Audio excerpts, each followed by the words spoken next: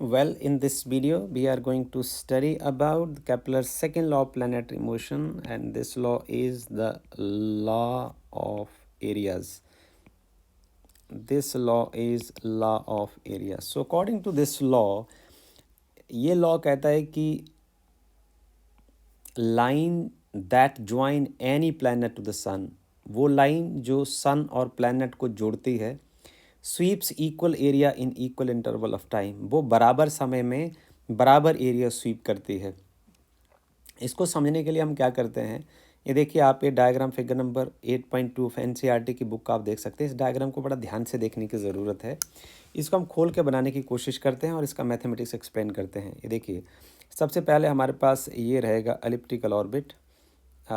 इस elliptical orbit में जो प्लैनेट है वो सन के किनारे रिवॉल्व करेगा और इसको हम ये बना देते हैं इसकी सेमी मेजर एक्सिस, और ये हो जाएगी हमारे पास ओ से लेके ये पॉइंट पेरीहीलियन, ये एपीहीलियन, और ये P O is the semi major axis, A O is also semi major axis. So this point is the position of the sun. और यहाँ देख लीजिए किसी टाइम टी के ऊपर आप प्लैनेट को यहाँ ऑब्जर्व करते हैं और वो कोई एंगल थीटा होता है। मैं ये कह सकता हूँ इसका जो पोजीशन वेक्टर है वो किसी टाइम टी के ऊपर है। थोड़ी देर के बाद आप यहाँ पहुँच जाते हैं और ये कोई टाइम डेल्टा टी होता है, तो पोजीशन वेक्टर जो होगा ये होगा time T plus delta T के ऊपर, ये आर वेक्टर हो जाएगा। और ये जो वैल्यू हो जाएगी ये हो जाएगी कोई थीटा प्राइम। सो जो एंगुलर डिस्प्लेसमेंट हुआ वो हो गया डेल्टा थीटा। ये प्लैनेट जो है वो किसी वेलोसिटी v के साथ मूव कर रहा है और ये हो जाएगा आपके पास v vector. So delta t time के लिए लेता है वो p से लेके p प्राइम तक जाने के लिए, तो ये जो डिस्टेंस हो जाएगा v वेक्टर डेल्टा t हो जाएगा। चलिए हम इसके मैथमेटिक्स को थोड़ा आगे कैरी करते हैं। मान लीजिए कि इसके अंडर जो एरिया आएगा, area under S P prime P, area covered by planet in time delta T. तो कितना टाइम डेल्टा टी में प्लैनेट एरिया कवर करेगा, इसको हम लिखेंगे डेल्टा ए। ये हो जाएगा 1/2 इंटू बेस इंटू हाइट, ये हमारा फार्मूला होता है। अब देखिए जो डेल्टा ए आएगा वो आ जाएगा 1/2 और बेस आपके पास ये आ जाएगा आर वेक्टर डेल्टा टी। सो हम इसको ऐसा लिख देते हैं, ये आपके पास आ जाएगा आर वेक्टर। अब ये जो हाइट वाला जो टर्म आएगा ना, ये वाला पी पी प्राइम, ये देखिए तो ये होगा वेलोसिटी। वेलोसिटी इंटू टाइम जो होता है ना, वेलोसिटी के यूनिट होते हैं मीटर बाई सेकेंड, टाइम के होते हैं सेकेंड, सेकेंड से सेकेंड कैंसिल हो जाएगा, ये बच जाएगा आपके पास डिस्टेंस। तो मीटर मीन्स मैं यहाँ लिख सकता हूँ B vector into delta T time के लिए प्लैनेट पी से लेके पी प्राइम तक पहुँचता है। तो हम ये कह सकते हैं कि जो delta A upon delta T आपके पास बचेगा वो होगा 1/2 R vector cross B vector, ऐसे लिखते हैं। वी नो दैट, हम ये जानते हैं, ये देखिए वी नो दैट कि जो मोमेंटम होता है ना वो होता है मास इनटू वेलोसिटी। तो यहाँ से आप निकाल सकते हो, इम्प्लाइज दैट जो वेलोसिटी वेक्टर होगा वो होगा मोमेंटम डिवाइड बाय मास। आप इसको उठाइए और यहाँ रख दीजिए, इसको हम इक्वेशन नंबर 1 मानते हैं, इसको इक्वेशन नंबर 2 मानते हैं।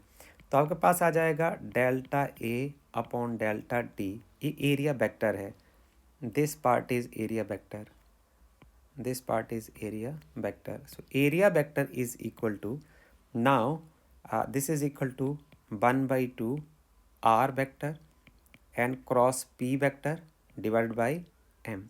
So we know that L vector angular momentum is equal to r vector cross linear momentum। तो इसकी जगह आप ऐसा लिख सकते हो, आपके पास आ जाएगा delta A vector upon delta T is equal to L vector divide by 2m। अब हमें इससे सीखने वाली बात है, ज़रा हमें पीछे लेके हम आपको चलते हैं। ये देखिए डायग्राम को हम ज़रा ध्यान से देखते हैं। डायग्राम को ज़रा ध्यान से देखने के बाद हम ये देखते हैं कि जो line joining the sun and planet, ज़रा देखिए यहाँ ये रहा सन और ये रहा प्लैनेट, और इसके पोजीशन वेक्टर आर को देखिए। Position vector is directed from S to P, और the force of attraction between the planet and sun is in the direction of along the same line. It is along the same line or opposite to the same line. It may be possible because it is a force on sun by the planet, and here a force on the planet by the sun. So it is in one side it is in the same direction of position vector. In another side it is opposite to the direction of the position vector. जरा हम यहाँ देखें, इसको थोड़ा आगे extend करके चलते हैं कि हम जानते हैं कि जो टॉर्क होता है ना, वो टॉर्क होता है R vector cross F vector. आप यहाँ देखिए, आपके पास यहाँ जो पोजीशन वेक्टर है और जो फोर्स है वो या तो सेम डायरेक्शन में है या अपोजिट डायरेक्शन में। आप यदि इसको खोलें तो ये आ जाएगा आर एफ, और एफ के बीच में एंगल क्या, तो 0 डिग्री हो सकता है या 180 डिग्री हो सकता है। हम इसको 0 डिग्री कंसिडर करते हैं, तो साइन 0 डिग्री क्या होता है, sine 0 degree is equal to 0। तो आप ये देखेंगे कि जो टॉर्क लगेगा वो 0 आ जाएगा, राइट। और यदि टॉर्क 0 होता है तो हम जानते हैं एक एक्सप्रेशन, यदि टॉर्क 0 होता है, आप जानते हैं कि जो टॉर्क होता है ना, एक्सटर्नल टॉर्क, वो होता है D L vector upon D T vector. अब यदि ये टॉर्क 0 होगा, दिस मीन्स क्या हुआ, D L vector upon D T, ये 0 हो जाएगा। तो differential of constant quantity is always equal to 0। This means angular momentum is always conserve. Angular momentum जो है वो कांस्टेंट रहेगा, कंजर्व रहेगा। तो मैं ये कह सकता हूँ यहाँ से कि जो as a result of this L vector is constant. अब यहाँ से जो कैपलर हमें समझाना चाहते हैं, हमें वो समझना है। हम यहाँ लिखते हैं कि आपके पास आ गया, अब समझाना क्या चाहते हैं वो, ये बड़ा इंपॉर्टेंट है। हमें कहा गया कि जो delta A vector upon delta T, ये पार्ट जो है वो जैसे L अपॉन 2m आ गया। अब इसमें है L जो है कांस्टेंट है, 2 अपने आप में कांस्टेंट है, तो 2 और m वाला पार्ट भी क्या है, कांस्टेंट है। सो कांस्टेंट को कांस्टेंट से डिवाइड करेंगे तो ये भी कांस्टेंट ही आएगा। What does this mean, Kepler second law of planetary motion को शॉर्टकट में यदि आप लिखें तो हमें कहेंगे एरियल वेलोसिटी इज कांस्टेंट। इसको हम कहेंगे एरियल वेलोसिटी इज कांस्टेंट। एक और डेफिनेशन आप इसको ऐसे कह सकते हैं। और आप ये कह सकते हैं कि जो सेंट्रल फोर्स प्रॉब्लम है, जिसमें जो फोर्स ऑफ अट्रैक्शन है it lies along the position vector, तो उसमें एंगुलर मोमेंटम हमेशा कंजर्व रहेगा। तो ये कहता है कि जो D A upon D T या delta A upon delta T का जो आंसर है वो हमेशा कांस्टेंट आएगा। अब इसे जो कैपलर समझाना ये चाहते हैं वो हम आपको ये बताना चाहते हैं। अब पर इसको बताने के लिए हम एक प्रॉब्लम का सहारा लेते हैं, हमारे 2 काम हो जाएंगे। एक तो हम आपको कॉन्सेप्ट समझा पाएंगे, दूसरा हम आपको एक न्यूमेरिकल प्रॉब्लम इसके अकॉर्डिंगली करा पाएंगे। देखिए, सवाल हमारे साथ किया गया है इस प्रॉब्लम में, एग्जाम्पल नंबर 8.1। तो इसे हमने समझना क्या, एक कॉमन आदमी को यहाँ से क्या समझना है, ये बड़ी इंपॉर्टेंट बात है। हम इस एग्जाम्पल को करते हैं। इस एग्जाम्पल में कहा गया कि देखिए आप ऐसा करिए, let the speed of the planet at perihelion, यहाँ देखिए ये पॉइंट रहा पेरीहीलियन का, और यहाँ जो स्पीड है प्लैनेट की वो bp है, और ये जो डिस्टेंस है ये rp है। ओके, तो इसके हम कोऑर्डिनेट टाइप लिख सकते हैं vp और rp।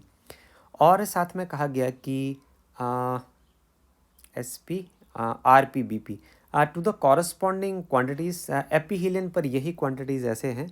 इस पॉइंट पर जब प्लैनेट पहुंचता है तो उसकी वेलोसिटी va हो जाती है, और एपीहीलियन का डिस्टेंस मींस सन से लेकर प्लैनेट का जो डिस्टेंस है वो ra हो जाता है, और ये डिस्टेंस बड़ा होता है, राइट।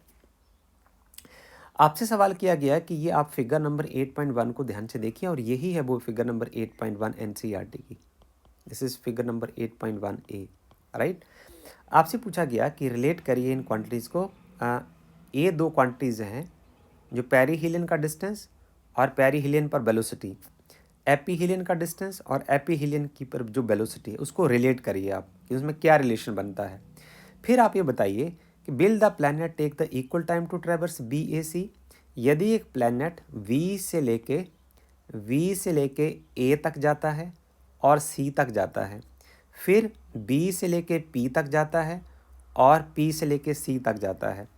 सी पी बी, सी से लेके पी तक जाता है और पी से लेके बी तक जाता है। आप ये बताइए कि क्या ये बराबर समय लेगा कि नहीं, ये हमें बताना है। तो will the planet will take equal time to traverse B A C and C P B. Okay, अब देखिए हम क्या करते हैं कि इस पॉइंट के ऊपर इसका हमने देखा कि इसमें एंगुलर मोमेंटम कंजर्व रहेगा। तो हम यहाँ देखते हैं एट पॉइंट पी आंसर हमारे पास होगा, सोल्यूशन यहाँ लिख देते हैं, सोल्यूशन ऑफ द प्रॉब्लम कौन सी 8.1। तो इसमें हम जो कॉन्सेप्ट इस्तेमाल करेंगे, कॉन्सेप्ट यूज्ड, किस कॉन्सेप्ट के सहारे आप इस क्वेश्चन का आंसर निकालेंगे, conservation of angular momentum, conservation of angular momentum.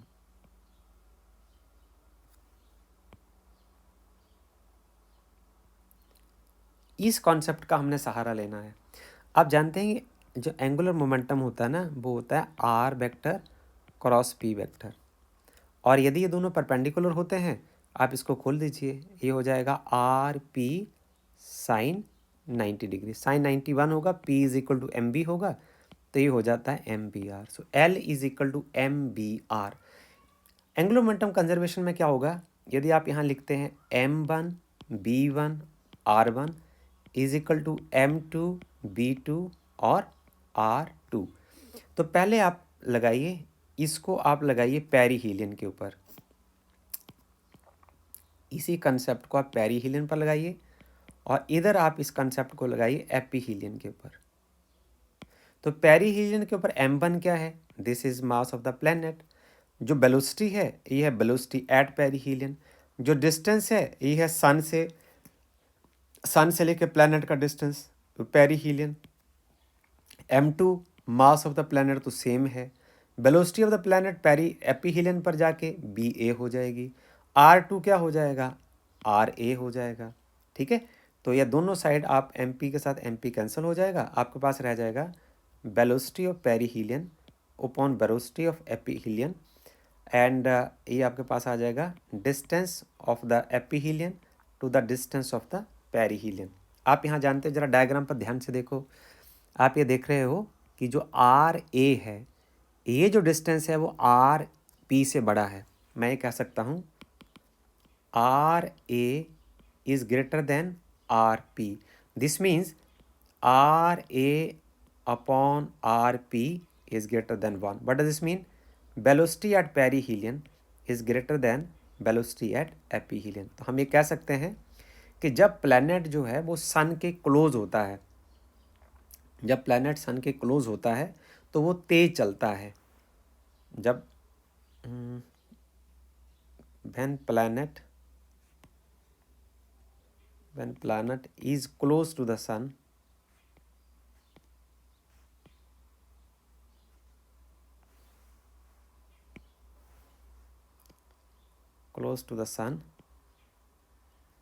then velocity of the planet, velocity at the perihelion is greater than velocity at the एपीहीलियन। अगला सवाल आपसे ये पूछा गया कि यदि आपके पास देखिए दो ट्रैक हैं, बी से लेके ए तक जाना है और ए से लेके सी तक जाना है, तो ये एरिया हुआ, इतना एरिया हुआ, और ये एरिया हुआ, ये वाला एरिया हुआ, तो ये एरिया ज़्यादा है। और जब सी से लेके सेम ही टाइम में आपने सी से लेके पी तक जाना है, पी से लेके आपने बी तक जाना है, अब ये एरिया हुआ, राइट। तो यदि उसने सेम टाइम के लिए चलना है तो आपको क्या करना पड़ेगा, ये वाला जो एरिया होगा जो ज़्यादा है। ओके, सो हम ये कह सकते हैं कि जब वो एपीहीलियन की रेंज में होगा तो आपका प्लैनेट स्लो मूव करेगा, और जब वो पेरीहीलियन के रेंज में होगा तो आपका प्लैनेट फास्ट मूव करेगा। इसको हम एक और एग्जांपल लेके आपको समझाने की कोशिश करते हैं। देखिए, इसको आप ऐसे समझिए,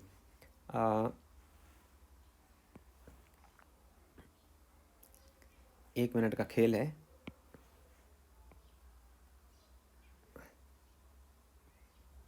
ये देखो, आप ना टाइम फिक्स कर लीजिए, ये मैं सन रख लेता हूँ, एक बार आपका प्लैनेट इस पॉइंट पर है और इसको हम कह देते हैं कि जी ये कोई पॉइंट आपका पी है, वो कोई 1 महीने के लिए चलता है और इतना एरिया कवर कर जाता है, तो ये हुआ area S P prime P, इसको हम कह देते हैं एरिया A1।